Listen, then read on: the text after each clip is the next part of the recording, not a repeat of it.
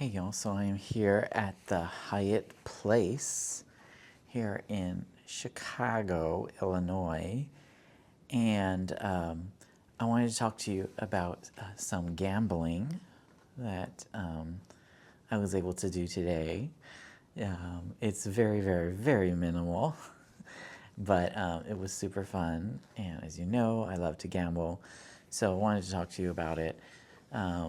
Basically, I went to a sports bar tonight, and it was so much fun. And there's the Bears game going on here in Chicago, so they really get into it at these sports bars. They they just had so much going on at this sports bar. And if you look at in Chicago sports bars, they often have little bits of gambling, but there's a lot of loopholes in them. One thing they do is they do those. They're almost like office gambling, like those little betting pools, sort of things like that. So you'll see on the walls, there's jackpots, this and that. People are sitting around at the bar with chips and stuff like that, even though there's really no gambling for the most part in sort of Chicago proper, right? On the outer areas of Chicago, you get lots of different, you get more opportunities for gambling at different sports bars. I don't know if you saw my video last year. I went to a sports bar that was sort of outside of Chicago, and I was playing like a Buffalo machine, and that was a standard slot machine, and I was able to take out my winnings. But here in Chicago proper, they have certain other ways of doing things. So the one thing they do a lot of are I guess I call them Hollywood squares, but they're like football square games where you sort of pick a number on a piece of paper, and based on how the final score is, they tally up the numbers, and you might get lucky. Your number might match that number. It's kind of weird, but it's a form of gambling. But they put real big at the bottom of the card you get when you fill out for your square. It says for amusement only. So okay, so this is all just amusement, entertainment. We get it. But they did at this sports bar I went to tonight. They did have, well, they had a lot going on there, especially for these kinds of games, because they knew some of my family there. They were giving out free drinks, so I had a free glass of wine. It was delicious. There was also, and this is a tradition in Chicago, I don't know if this is everywhere, I imagine it probably is in New York, but during halftime they have a whole spread of free food, right? Just free food, right? So they had, and there was this angry bartendress who was yelling at people, make sure you only get one sandwich. So, I got this big Italian sausage, and I got some pasta and some salad, and it was just all free. That's something they do for the people who are here. It gets people into the bar. Obviously, I'm sure that a lot of them were drinking. I wasn't or anything like that, but it's just the whole place is just like alive. It was completely packed with people, and the free food is amazing. But this bar also had slot machines, but they weren't regular slot machines, not like the ones in the outer areas of Chicago.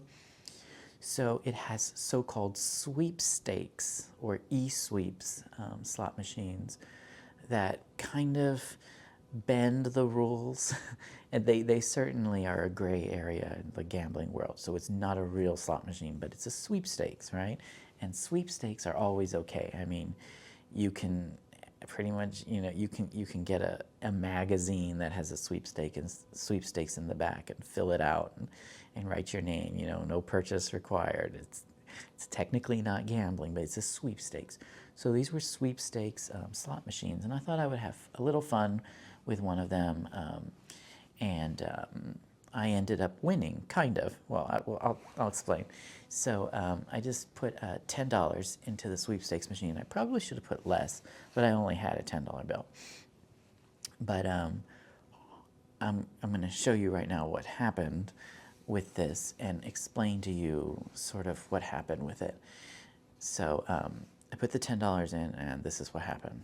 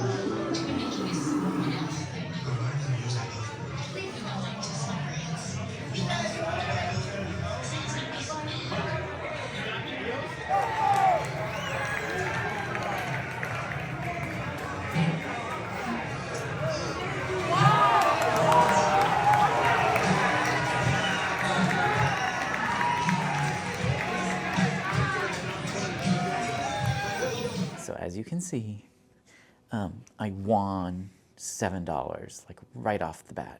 So I went from having $10 to $17 on this sweepstakes slot machine. It was very exciting. It was Buffalo. Of course I was going to win Buffalo. It was a kind of unusual Buffalo. It almost looked like it was some kind of an emulator of what Buffalo was supposed to be. It was a little off. It certainly wasn't produced by Aristocrat, the company that usually creates the Buffalo. It was a very unusual Buffalo e-sweeps version.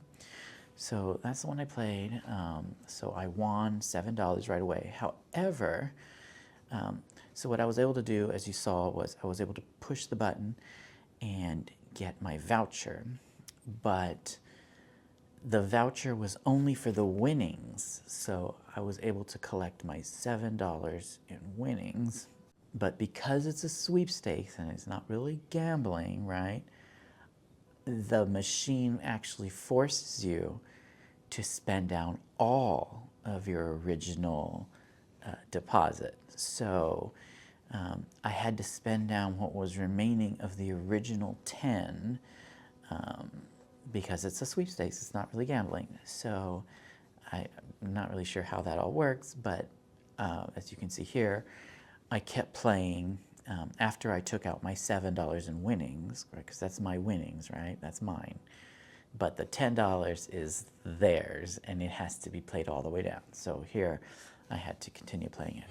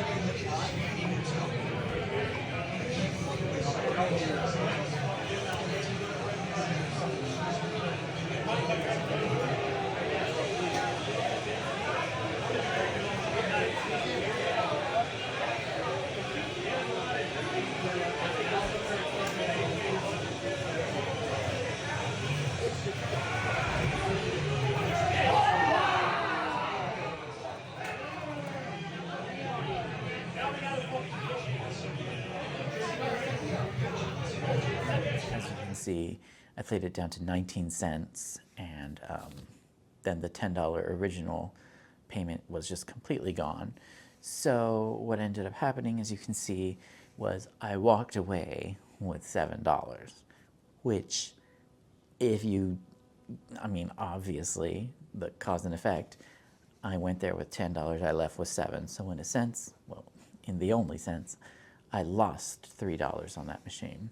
However, I'm doing this new series where I'm going to talk about sort of to chronicle what I did for today, which is December the 8th? 7th. Today's December the 7th in Chicago, Illinois. I want to talk about the whole experience as a whole. I still feel like I came out on top, because, if I got a free $10 glass of wine in a sense, and at least $20 worth of free food, you can kind of say, in a sense, that by being there in that place, having fun, seeing the game, enjoying everything, I didn't lose that much at all, Overall, it was a net positive, and I was happy for that. Everything was a bizarre, I don't know how to really explain it, but things didn't really have value the same way they do in the normal world. When you get to one of those sports bars during bear season, and there's a game going on, and there's free drinks, there's free food, you might be playing some Hollywood squares or whatever. You're doing squares for amusement only, or you're playing a slot machine that isn't a real slot machine, but it's a sweepstakes machine. All of a sudden, nothing is real anymore, and money, what it is, its value isn't assigned so, I guess linearly, or so perfectly, or in the weeds. Like, it's more about what was the experience. And I would say that, I walked out of there with something like a $27 experience that I thought was very valuable. That was, in my sense, the way I look at it, as a net positive. So I had a good time there. In a way, I feel like I won $27 worth of an experience. And at the end of the day, that's what I like most. Remember, entertainment purposes only, for amusement only. Are you having a good time?